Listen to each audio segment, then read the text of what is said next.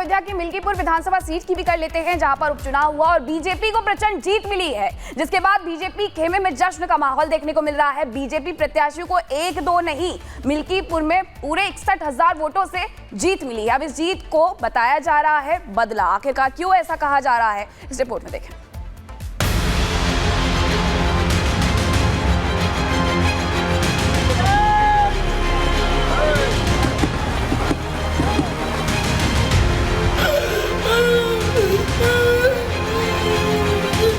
मिल्कीपुर विधानसभा का उपचुनाव इस समाजवादी पार्टी के परिवारवाद और झूठ की राजनीति को पूर्ण विराम देते हुए सुशासन के मॉडल को अंगीकार किया है। अखिलेश यादव को 4 जून की अयोध्या जीत का जवाब योगी ने 8 फरवरी को मिल्कीपुर से दे दिया।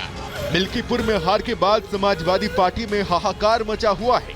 मिल्कीपुर से योगी ने 27 के लिए अपने लिए न सिर्फ एक नया रास्ता खोला, बल्कि अयोध्या हार का बदला भी ले लिया। अब सपा अध्यक्ष अयोध्या का नाम नहीं लेंगे। अब से अखिलेश यादव अयोध्या के नाम पर तंज नहीं मारेंगे। अब से सपा अध्यक्ष अयोध्या के सांसद को हाईलाइट नहीं करेंगे, बल्कि आज से अखिलेश यादव अयोध्या के सवाल से बचते नजर आएंगे। बीजेपी से मिली करारी हार के चलते बचते बचते फिरेंगे। विजय उत्सव के साथ साथ अयोध्या के मिल्कीपुर में भी भाजपा को शानदार जीत मिली है। हर वर्ग ने भारी संख्या में भाजपा के लिए मतदान किया है, अभूतपूर्व विजय दिया है। 61,710 वोट। मिल्कीपुर के इतिहास में इतनी बड़ी जीत किसी को नहीं मिली। मिल्कीपुर के इतिहास में समाजवादी पार्टी ऐसे कभी नहीं हारी।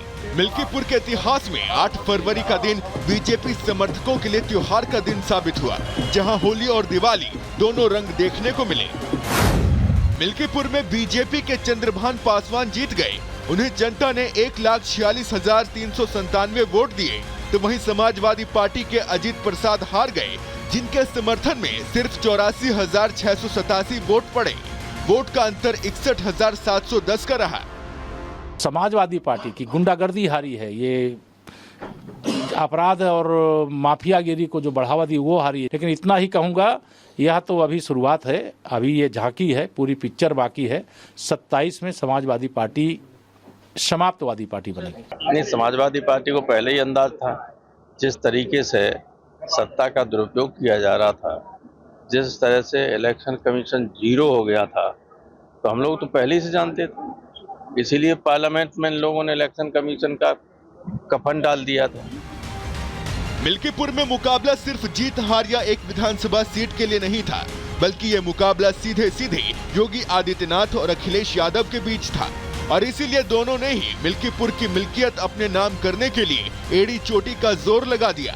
जमकर प्रचार अभियान चलाया। सपा ने घड़ियाली आंसू तक बहाए, इसी का जनाजा निकाला।